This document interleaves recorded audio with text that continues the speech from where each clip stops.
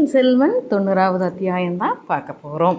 மறுநாள் காலையில் சூரியன் உதயமாவதற்குள்ளேயே அருள்மொழிவர்மரும் ஆழ்வார்க்கடியானும் வந்தியத்தேவன் 3 பேருமே அனுராதபுரத்துக்கு புறப்பட்டாங்க. கொஞ்சம் தூரம் காட்டுப்பாதையில் போகிறாங்க. பிறகு ராஜபாட்டையை அடைஞ்சிடுறாங்க. வேறு வீரர்கள்லாம் யாருமே இளவரசர் கூட மெய்காவலுக்கு வரல. அவர் அழைச்சிட்டும் வரல. அது வந்தியத்தேவனுக்கு வியப்பாக தான் இருந்துச்சு. ஆனால் அன்றைய தினத்தில் அவங்க பண்ணுற பிரயாணம் அவனுக்கு ரொம்ப உற்சாகத்தை கொடுத்துச்சு. இதுவரைக்கும் எந்த பிரயாணமே அவனுக்கு இவ்வளோ உற்சாகமாக கொடுத்தது இல்லை அப்படிங்கிறத அவன் தெரிஞ்சுக்கிட்டான். காலை நேரத்தில் இருபுறமும் மரங்களாக இருக்கிற அந்த ராஜபாட்டையில் பிரயாணம் செய்து ஒரு வித ஆனந்த அனுபவம்னே சொல்லலாம். பழையாறை அரசலங்குமாரி தன்கிட்ட கேட்டுக்கிட்ட வேலையை செஞ்சு முடித்ததையும் பெருமித உணர்ச்சியும் அவன் உள்ளத்தில் பொங்கிட்டு இருக்கு. அது மட்டும்தானா, பல வருஷங்களாக அவன் இதயத்தில் இருந்த ஒரு ஆசையும் நிறைவேறிடுச்சு. சோழவள நாட்டோட செல்லப்பிள்ளை, நாடு நகர மக்கள் எல்லாம் பேசுகிற அந்த வீர தீர இளைஞன், வீர பிரதாபங்களும் குணாதிசயங்களும் பாட்டு பாடி புகழ்ந்து கொண்டிருக்கிற அந்த வீரர் நம்ம அரசலங்குமாரனை அவன் பார்த்துட்டான். அந்த சந்திப்பு தான் எவ்வளோ அதிசயமான சந்திப்பு. அருள்மொழிவர்மர் ஒரு விசித்திரமான மனிதர் தான். நம்ம கேள்விப்பட்டதெல்லாம் உண்மைதான். திடீர்னு குதிரையை திருப்பி தன்னை தாக்கி திக்குமுக்காட செஞ்சிட்டாரே. இப்படியெல்லாம் தாக்குனா அவர் வெற்றி பெறாமல் எப்படி இருப்பார்? வெற்றி மேலே வெற்றிலாம் வரதோட ரகசியம் இதுதான் போல இருக்குது. பகைவர்கள் எதிர்பாராத சமயத்தில் எதிர்பாராத இடத்துல தாக்குறாரு. இதுதான் இவரோட போர் முறை போல. ஆனால் இது மட்டுமா அவரோட வெற்றியோட ரகசியமாக இருக்க முடியும்? வீரர்களோட எவ்வளோ பவ்யமாகவும் பாசமாகவும் பழகிறாரு. அவர்களெல்லாம் தன்னோட அன்புக்கு வசப்படுத்தி வச்சிருக்கிறாரு. சரி, அப்படித்தான் போர் வீரர்களை மட்டும் வசப்படுத்தி வச்சிருக்கிறாரானா? இல்லையே, வெற்றி கொண்ட நாட்டோட மக்களையும் எப்படி வசீகரப்படுத்தி வச்சிருக்கிறாரு. சமீபத்தில் மிகப்பெரிய போர் நடந்த நாடுன்னு யாராவது இதை சொன்னால் நம்புவாங்களா? மக்கள் எல்லாம் எவ்வளோ சந்தோஷமாக உல்லாசமாக இருக்காங்க. கிராமங்களெல்லாம் ஜனங்கள்லாம் எந்த ஒரு கவலையும் இல்லாமல் அவங்கவுங்க வேலையை கவனிச்சுட்டு இருக்காங்களே. மக்கள் முகத்தில் எந்த ஒரு பயமோ பீதியோ எந்த ஒரு அறிகுறியுமே இல்லாமல் சந்தோஷமாக இருக்காங்க. கலகலன்னு பெண்களும் குழந்தைங்களும் பேசி சிரித்து விளையாடுற சத்தம் கூட நம்ம காதில் விழுகுது. இது இன்னும் ஒரு விசித்திரமான மனிதராக இருக்கார் இவர்.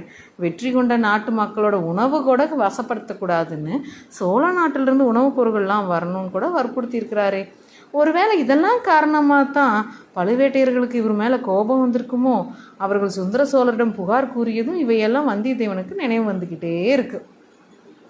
அது மட்டும் இல்லாமல் ஆதித்த கரிகாலர் கையாளும் கொடூரமான போர் முறையும் அருள்மொழிவர்மரோட தயாளம் பொருந்திய தர்ம யுத்த முறையும் அவன் மனதுக்குள்ளே வந்துட்டு போச்சு. ஒப்பிட்டு பார்க்கணும்னு மனசு சொல்லுது. ஆனால் தன்னோட எஜமானராக இருந்த ஆதித்த கரிகாலனை பற்றி எந்த விதத்திலையும் குறைவாக எண்ணுவது அவனுக்கே பிடிக்கவில்லை. ஆயினும் அனுராதபுரத்தை ராஜபேட்டையில் இருபுறமும் கிராம மக்களும் மலர்ந்த முகங்களையெல்லாம் பார்க்கும்போது ஒப்பிட்டு பார்க்காம இருக்கவே முடியல.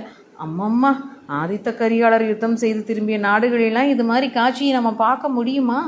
எங்கே பாரும் கூக்குரல், அழுகையும் சத்தமும் கவலையும் துயரமும் சத்தம் மட்டுமல்லவா கேட்கும் நினச்சி பார்க்குறான். இத்தகைய அபூர்வமான குணாதிசயம் படித்த இளவரசர்கிட்ட எத்தனையோ விஷயங்கள் பற்றி பேசணும், எவ்வளவோ காரியங்கள்லாம் பற்றி கேட்டு தெரிஞ்சுக்கணும்னு வந்தியத்தேவனுக்கு மனசு துடிச்சிக்குது. ஆனால் இவ்வளோ வேலையில் விரைவாக போயிட்டுருக்கும்போது இந்த சமயத்தில் பேசுகிறக்கு அவனுக்கு எங்கே நேரம் கிடைக்கிது? பேசுவதற்கு ஒரே ஒரு சந்தர்ப்பம் மட்டும்தான் கிடைச்சிது. அது எப்போ தெரியுமா? அனுராதபுரத்து கிட்டத்தட்ட போயிட்டாங்க.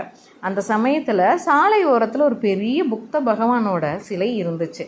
இம்மாதிரி சிலைகள்லாம் இலங்கையில் நிறைய இடத்துல இருக்கிறதுனால அதை பற்றி பெருசாக வந்தியத்தேவனுக்கு கவனம் இல்லை.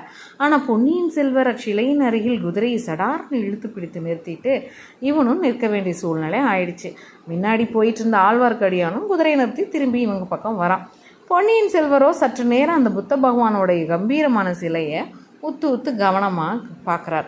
அடாடாடாடா, என்ன ஒரு அற்புதமான கலை அப்படின்னு சொல்கிறார். எனக்கு ஒரு அற்புதம் தெரியல. இந்த நாட்டில் எங்கே பார்த்தாலும் பிரம்மாண்டமான புத்தர் சிலைகள்லாம் வச்சுருக்காங்க. ஏன் வச்சுருக்காங்க, எதுக்கு வச்சுருக்காங்க, எப்படி வச்சாங்கன்னு எனக்கு ஒன்றுமே புரியல அப்படின்னு வந்தியத்தேவன் சொல்கிறான்.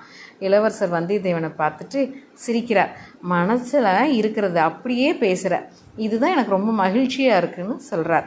இளவரசே, வல்லவரையன் இன்னைக்கு தான் உண்மை பேசணுங்கிற முடிவுக்கே வந்திருக்கான் அப்படின்னு திருமலை சொல்கிறான். வைஷ்ணவரே, எல்லாம் சகவாசம்தான், தோஷந்தான். வீரநாராயணபுரத்தில் உங்களை பார்த்தது முதல்ல என் நாக்கில் கற்பனா சக்தி தான் தாண்டவம் ஆடிட்டு இருந்துச்சு. ஆனால் பாருங்கள், இப்போது இளவரசரை பார்த்ததும் உண்மை பேசுகிற பழக்கம் மட்டும் வந்துருச்சுன்னு சொல்லி வந்தியத்தேவன் சொல்கிறான். இவங்க 2 பேர் இப்படி சொல்லியே போகிற ஓவரை பண்ணிட்டு இருந்தாலும் இளவரசர் அதெல்லாம் கவனிக்கவே இல்லை.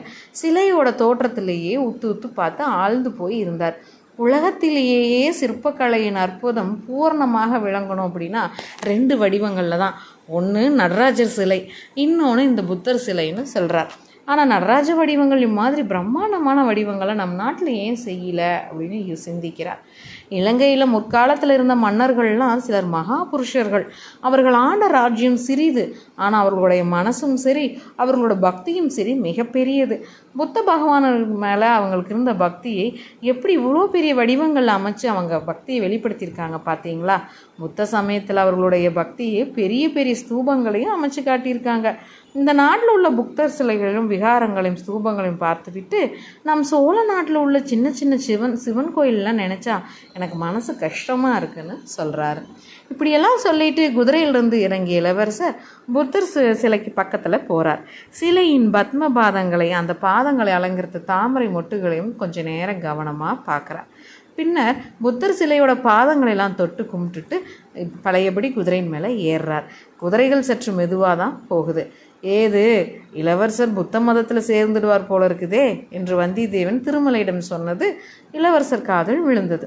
அவர்கள் இருவரையும் பொன்னியின் செல்வர் பார்த்து, புத்த பகவானிடம் என்னுடைய பக்தி காரணமானது. அந்த புத்தர் சிலையின் பத்மபாதங்கள் எனக்கு ஒரு முக்கியமான செய்தியை அறிவித்தன என்றார். ஆஹா, எங்கள் காதில் ஒன்றும் விழவில்லையே. மௌன பாஷையில் அச்செய்தி எனக்கு கிடைத்தது. அது என்ன செய்தி மௌன பாஷையில் உங்களுக்கு கிடைத்தது? எங்களுக்கு தெரியலாமா?